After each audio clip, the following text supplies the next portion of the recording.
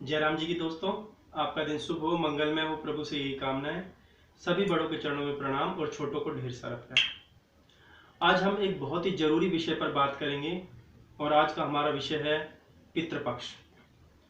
पितरों के बारे में मैं जो जानकारी दूंगा आज वो बहुत विशेष होगी और हो सकता है हमारी वीडियो थोड़ी लंबी भी हो जाए, इसलिए वीडियो को शुरू से लेकर अंत तक देखें। जो लोग चाहते हैं कि उनको विशेष रूप से इस प्रकार की जानकारी मिलती रहे, वो लोग मुझसे जुड़े रहने के लिए मेरा चैनल सब्सक्राइब अवश्य करें, वीडियो को लाइक करें और शेयर करें ताकि इस प्रकार की जानकारी अधिक से अधिक लोगों तक पहुंचाई जा सके। अब बात करते हैं विषय के ऊपर। आज का हमारा विषय रहेगा कि पितृपक्ष 2020 में कब है, पितरों की पूजा कैसे की जाए और कैसे पता किया जाए कि हमारे पितृ जो हैं वो सही हैं या किसी प्रकार की उन्हें कोई प्रॉब्लम है।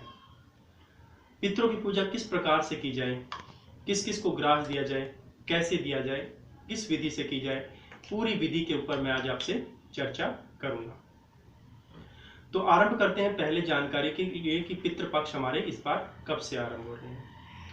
2020 में सितंबर की 2 तारीख से पूर्णिमा के दिन जो है हमारे पितृपक्ष जो है आरंभ हो रहा है और ये जो है 17 सितंबर तक हमारा चलेगा, यानी 2 सितंबर से 17 सितंबर तक जो है हमारा पितृपक्ष रहेगा। अब इस पितृपक्ष की जानकारी मैं आपको आगे देता हूं। सबसे पहले जानते हैं कि पितरों की पूजा किस आधार पर की जाती है।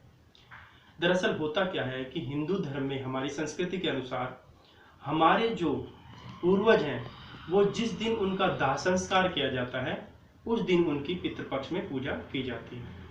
उदाहरण के लिए अगर आपके घर का कोई पूर्वज, आपके माता पिता या दादा दादी जो भी हैं या उससे पहले के कोई पूर्वज हैं, वो सप्तमी, नवमी या अष्टमी किसी भी दिन जा सकते हैं। माना कि उदाहरण के तौर पे नवमी के दिन अगर गए हैं तो जब इन पितृपक्षों में नवमी आएगी तो आप नवमी के दिन उन पितरों की पूजा करेंगे। पूजा किस प्रकार की होती है, इसमें हम अपनी सामर्थ्य अनुसार दान दक्षिणा और भोजन जो है वो देते हैं। अब दान दक्षिणा और भोजन किस प्रकार से दिया जाएगा उस बारे में मैं आपको बताता हूं। कई बार आपने देखा होगा कि कुछ लोग पितृपक्ष में हमारी जो गौग्रास निकलता है उसमें पूरियां देते हैं। एक बात का विशेष रूप से ध्यान रखें कि गाय के लिए पूरी जहर समान है, इसलिए कृपया कोई भी पूरी गाय को ना दे। अब बात करते हैं कि दिया क्या जाता है। आटे की रोटियां बनाई जाती हैं जैसे कि घर में बनाई जाती हैं, लेकिन उनका साइज छोटा होता है, पूरी जितना, जो कि आधी पकी और आधी कच्ची होती है। इन रोटियों का जोड़े से दिया जाता है। 2 रोटियां एक साथ गाय को दे दी, 2 रोटियां एक साथ कुत्ते को दे दी, इस प्रकार से दी जाती हैं। इसमें विशेष रूप से दही और खीर अवश्य होनी चाहिए। पितरों के जो भोजन जाता है उसमें दही और खीर का प्रयोग अवश्य करना चाहिए। इसलिए ध्यान रखें कि गाय को पूरी ना खिलाएं, उसके लिए वो जहर समान है। पितरों का ग्रास 5 प्रकार से निकाला जाता है। गौग्रास ब्राह्मण के लिए, कुत्ते के लिए, कौवे के लिए और चींटियों के लिए। इस प्रकार से 5 जो है चीजों का ग्रास निकाला जाता है। एक बात पे विशेष ध्यान दें कि हो सकता है मेरी जानकारी के अनुसार मैं जो बता रहा हूं वो मेरी जानकारी है, कोई अपनी किसी प्रकार की जानकारी भी मुझसे मेरे से शेयर कर सकता है, बता सकता है, इसमें कोई दोष नहीं है। विशेष ध्यान रखें कि ये जो पितृपक्ष होता है इसमें पितरों के लिए हम जो तर्पण करते हैं, उन्हें दान दक्षिणा के रूप में जो उनके लिए किया जाता है उसका विशेष लाभ होता है। अब मैं आपको बताता हूं कि आपको कैसे पता लगेगा कि घर में आपके पितृदोष है। ध्यान से सुनिए और समझिए जो बात मैं आपको बताना चाहता हूं आज। आपने देखा होगा कि कई बार किसी भी कमरे की दीवार में क्रैक आने शुरू हो जाते हैं अचानक, या आपने कई बार देखा होगा कि चींटियां, लाल रंग की चींटियां घर में बहुत निकल रही हैं जबकि कोई बरसात का सीजन भी नहीं है। घर में लगातार वर्ष भर लाल रंग की चींटियां आप देखोगे। या आपने कई घरों में ऐसा भी देखा होगा कि स्त्रियों की संख्या बहुत ज्यादा है और पुरुषों की बहुत कम है। और एक विशेष प्रभाव तो पितरों का ये पड़ता है कि आपके सारे काम बनते हैं और लास्ट में काम आपका रुक जाता है, यानी बनते बनते पूरे अच्छी तरह से काम चलेगा और फिर लास्ट में उसका रिजल्ट नहीं मिल पाएगा। आपकी जिंदगी दरिद्रता में बीत रही है, आप मानसिक रूप से बहुत परेशान हैं, कई बार तो मैंने ऐसे घरों में देखा है कि शारीरिक रूप से और मानसिक रूप से बहुत परेशानियां चलती हैं। तो ये पितृपक्ष आपके लिए बहुत लाभकारी है, इसका विशेष रूप से लाभ उठाएं। इसीलिए मैंने आपको कहा था कि शुरू से लेकर अंत तक वीडियो अवश्य देखें। अब मैं आपको बताऊंगा कि किस प्रकार से आप फायदा उठा सकते हैं। आपने ये भी देखा होगा कि बहुत से लोग ऐसे भी हैं जिनको अपने पितरों के बारे में कोई जानकारी नहीं है कि किस दिन कौन सा पितृ गया था, किस तरह से क्या किया जाए। तो उनके लिए भी मैं एक प्रावधान बताता हूँ।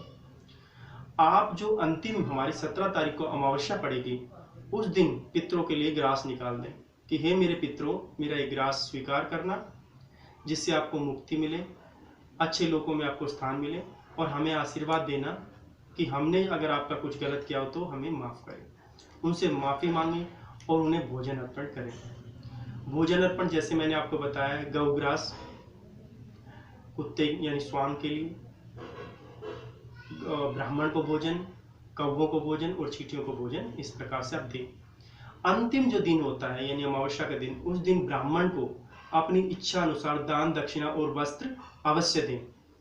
आपकी जो भी श्रद्धा हो, जितना भी आपका सामर्थ्य है, उस हिसाब से आप ब्राह्मण को दान दक्षिणा दें और ब्राह्मण से आशीर्वाद लें कि हमारे पितरों को मोक्ष मिले और हमारे पर उनका आशीर्वाद बने। ये जो 15 दिन के दिन आपके होते हैं, इसमें ये माना जाता है कि पितृ जो है पितृलोक से उतरकर और हमारी पृथ्वी पर आते हैं।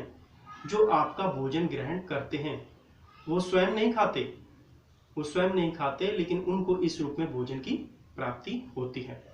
इसलिए विशेष रूप से ध्यान दें कि इन पितृपक्ष का, इस समय का बहुत अच्छा लाभ उठाएं।